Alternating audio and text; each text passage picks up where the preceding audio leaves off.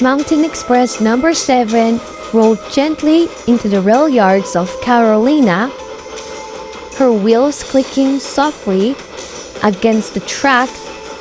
The air felt different here, quiet, heavy, almost haunted. Whispers of old stories drifted through the station, stories about the lost engine, number 13. As she slowed down, she noticed a familiar blue engine resting on a nearby track. It was the Blue Comet.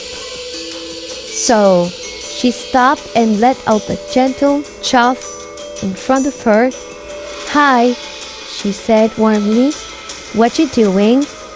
The Blue Comet looked up and smiled politely. "Hello," she replied. "Can I tell you something?" Mountain Express number 7. "Of course, sure. Go ahead," the Blue Comet said. Mountain Express number 7 started hesitated, then spoke softly.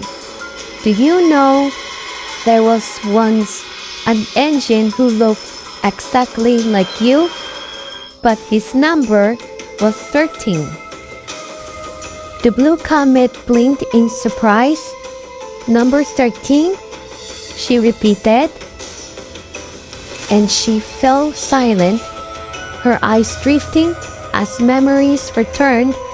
Slowly, realization hit her, and her voice trembled.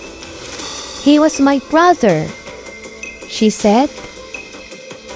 "Please tell me what happened," she asked gently.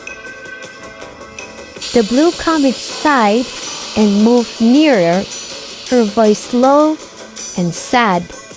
"My brother never had a name, only a number, 13. He worked hard, just like the others, but one day, he disappeared. Some say he still runs the rails at night, searching for a place to belong." The Blue Comet continued her explanation to Mountain Express number 7, telling the story of how she and her brother were built long ago. "Oh," Mountain Express number 7 whispered, finally understanding. "So that's what happened?" "Yes," said the Blue Comet quietly. Suddenly, number 7's eyes lit up. "Don't worry," she said with confidence. "I'll ask Frank, Frisco 1522.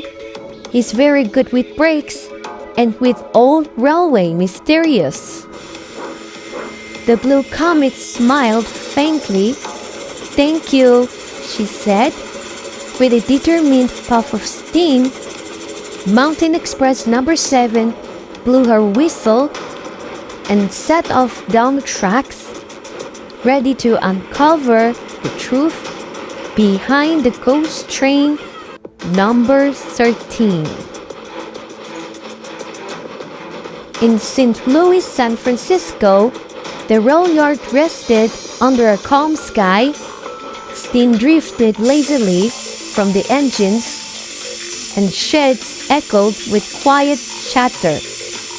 Meanwhile, inside the shed, Frank stood proudly among the other Frisco locomotives.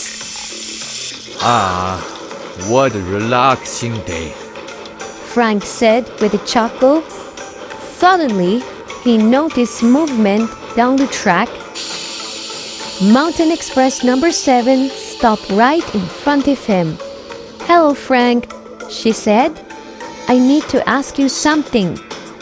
Do you remember an engine with no name? Only number 13? He had 8 coaches and looked exactly like the Blue Comet." Frank grew quietly. His smile faded as old memories returned. "Yes," he said slowly. "I remember him well. One day, he rushed past me at full speed, blowing his whistle louder than I'd ever heard. Later, I heard he crashed and exploded. Number 7 gasped softly. I even asked Daniel, the 2100六个摩羯法宝碟, Frank continued. and since then, on every full moon, number 13 appears.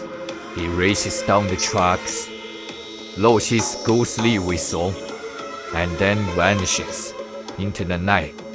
Mountain Express number 7 looked shocked.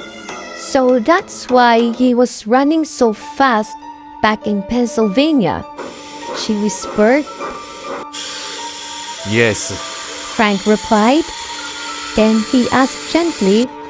but why you're looking funny, if may I ask?